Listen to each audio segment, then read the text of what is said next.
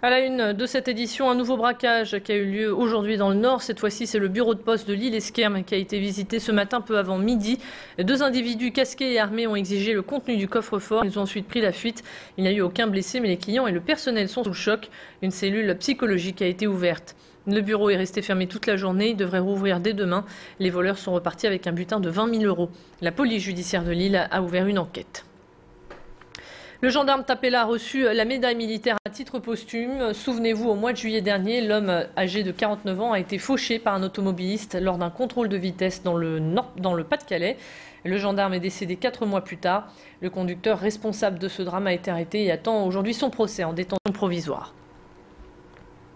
Accident mortel rue de l'hôpital militaire dans le centre de Lille. Une femme âgée entre 50 et 60 ans a été renversée ce matin par un camion de déménagement. Malgré l'intervention des secours, la victime a succombé à ses blessures. La rue a été fermée à la circulation en début d'après-midi au niveau de la rue Georges Martens. Selon les premiers éléments de l'enquête, le camion aurait renversé la victime alors qu'il était en pleine manœuvre. Apparemment, la victime ne traversait pas sur le passage piéton.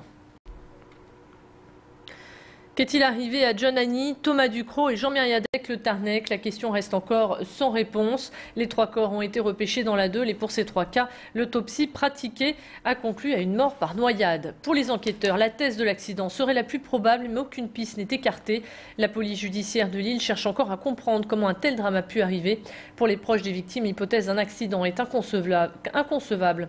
Même si l'examen toxicologique réalisé sur John Annie et Thomas Ducrot a révélé une consommation importante d'alcool et de stupéfiants, on attend encore les résultats en ce qui concerne les examens de Jean Mériadec Le Tarnec. Depuis ces drames, l'atmosphère dans le Vieux-Lille, vous en doutez, est assez pesante. Et les habitants ne croient pas vraiment à la thèse de l'accident et soulignent l'insécurité grandissante au bord du canal. Macha Gruneisen est partie à la rencontre des joggeurs pour recueillir leurs sentiments à ce sujet. C'est rassurant de voir du monde en fait. Le fait qu'il y ait du monde, ça rassure pour courir. Ouais. On le ferait plus en journée que le soir par exemple. Ouais. On va plus vouloir faire à partir de 5 heures ou quand il y a la tombée de la nuit, on n'a plus vraiment envie de traîner dans le coin, on va dire. Il y a une dame qui s'est fait attaquer aux abords de la Deule à 2h30 du matin. Donc si on vient quand il y a du monde, il n'y a pas de problème. À une certaine heure quand il fait noir, ouais, c'est vrai que ça fait un peu peur. Même quand je cours le soir ici, surtout en hiver, c'est pas assez éclairé. Sur 2 km, c'est pas du tout sécurisé. J'ai l'habitude de promener, courir le long de la Deule. Et je vois que les gens n'osent plus s'aventurer le long du canal. Les obsèques de Thomas Ducrot, elles se tiendront demain à 14h30 à l'église Sainte-Marie-Madeleine de la Madeleine. Comme Thomas Ducrot était concessionnaire moto à Lille, les motards ont prévu de lui rendre hommage et ils se réuniront en cortège. Et puis à noter que dimanche, une marche blanche sera organisée en mémoire aux 3 garçons. On enchaîne avec la page santé. La semaine dernière, un étudiant de l'université de Lille 1 a déclaré une méningite C. Il a été hospitalisé et ses jours ne sont plus en danger. Suite à ce cas, l'Agence régionale de la santé a décidé de lancer une campagne de sensibilisation à la vaccination. Les symptômes de la méningite C sont les suivants: une forte fièvre, une raideur au niveau de la nuque et des vomissements. Les étudiants sont donc invités à se faire vacciner car il faut tout de même signaler que de nos jours, on peut encore mourir de cette maladie. Écoutez les explications de cette infirmière. Les étudiants qui d'abord ont eu vent du cas de méningite sont d'abord venus, les étudiants qui étaient en contact auprès des étudiants qui ont la méningite sont venus pour avoir une ordonnance d'antibiotiques, les proches contacts. Puis après, ils sont venus parce qu'ils ont eu un mail, un courrier de l'Agence régionale de veille sanitaire. Depuis plusieurs semaines, les cafetiers et les restaurateurs de Lille sont en concertation avec la mairie pour élaborer une charte des terrasses. Cette réunion par zone ont déjà eu lieu. La ville souhaiterait interdire les plastiques et choisirait des parasols géants. L'objectif étant d'harmoniser les terrasses lilloises. Ce guide détaille les exigences voulues avec un cahier des charges strict sur les choix des matériaux, les mobiliers et les couleurs utilisées. Mais cette volonté attendue pour 2012 ne plaît pas à tout le monde. Des cafetiers craignent pour leurs recettes. Ils ont peur de perdre leur clientèle. C'est le cas du Pont d'Or. Selon son gérant, si cette charte est validée, elle sera responsable de 5 licenciements. Pour le café Le Lef, c'est le même constat. Son gérant nous explique ses craintes au micro d'Élodie Bernachon. Cette terrasse, c'est un plus, c'est aussi un plus pour les clients. C'est la terrasse les Lillois aiment être à l'extérieur plus qu'à l'intérieur. On est à l'intérieur dans les bureaux. Quand on rentre chez soi, tout le monde n'a pas le bonheur d'avoir un jardin.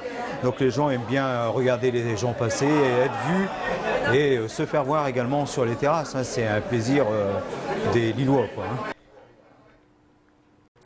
Gros plan à présent sur un sport insolite. Il s'agit de la lutte féminine. La ville de Tourcoing a organisé ce week-end le 7e Grand Prix de lutte féminine. Et on peut dire qu'il y avait du spectacle au complexe Léo Lagrange. 15 nations étaient représentées avec pas moins de 150 compétitrices. Les Françaises ont eu droit à 2 médailles de bronze. Il s'agit de Vanessa Boubriem, 51 kg, et Aurélie Gerlach, 59 kg.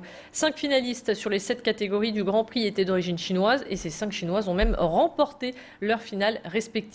Ce rendez-vous est important car il donne la tendance des championnats d'Europe à Istanbul qui seront qualificatifs pour les JO de Londres. Explication avec la lutteuse Ben Torki chez Shirazade.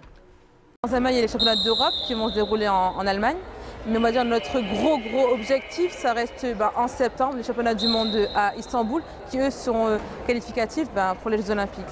Donc c'est vraiment, donc on s'entraîne, donc les tournois, mais aussi les championnats d'Europe, c'est vraiment de la préparation en vue de la qualification à Istanbul. On termine cette édition avec des images remplies d'amour, celles de Claude et de Paulette Duboil. Ils s'aiment depuis 50 ans. Ils ont fêté leur noces d'or hier en présence de leur famille. Ce couple exemplaire s'est connu dès l'âge de 10 ans. Ils ont grandi ensemble et ils ne se sont plus jamais quittés. Et comme une bonne nouvelle ne vient jamais seule, sachez que Claude et Paulette sont arrière-grands-parents depuis 10 jours. Voilà pour l'essentiel de l'actualité. On se retrouve dans un instant pour votre météo. À tout de suite.